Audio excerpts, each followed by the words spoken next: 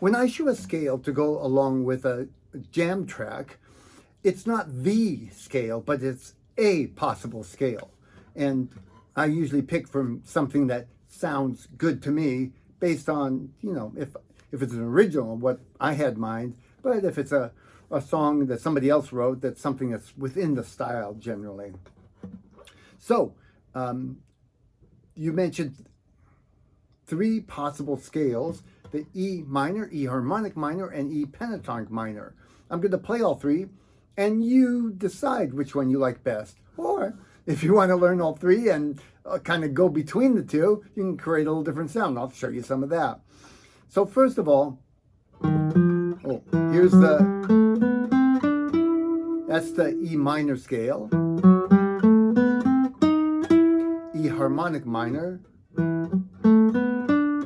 That's pentatonic. I'm going to go up farther because just that one octave doesn't really cut it for me.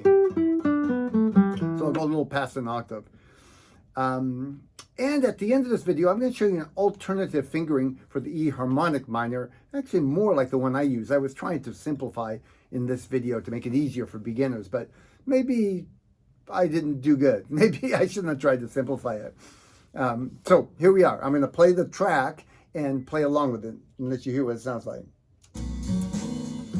E minor.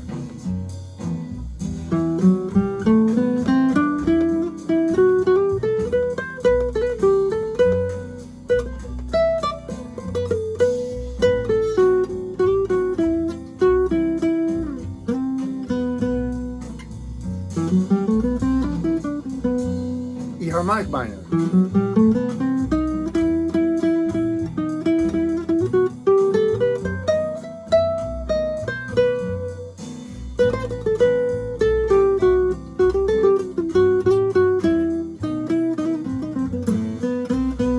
And let's do pentatonic.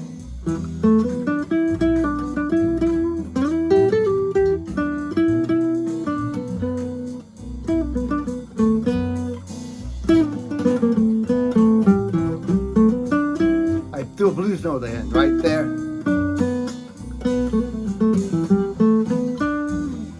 Okay, so I don't want to influence your opinion too much, so I'll leave it to you, and you can tell me what you think of the 3 different scales, which one fits best, or if they all fit, and just what the differences are. Let me show you an alternative fingering for that E harmonic minor scale. This is 7th fret, 5th string, 2 frets up, 1 half step. This is the same so far. Then over to the 4th string, whole step up. I'm using the pinky on that 7, 8, 9, 10th fret. And then I'm going to use my 2nd finger on that harmonic, the 7th, which makes it the harmonic minor. And there's the octave. Now, I would play the next octave. I would actually switch my finger to the 1st finger and do the same basic look, the same 1, 2 frets, 1 fret, move my 1st finger over. Because the B string, everything's off 1 fret, I'd move it up a fret. And then I'd finish the octave here.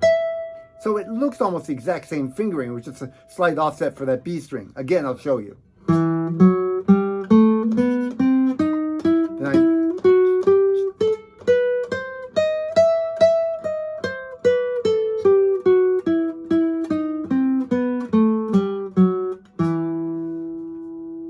And that's actually the type of fingering I normally use, and that's a couple of the forms out of the whole neck.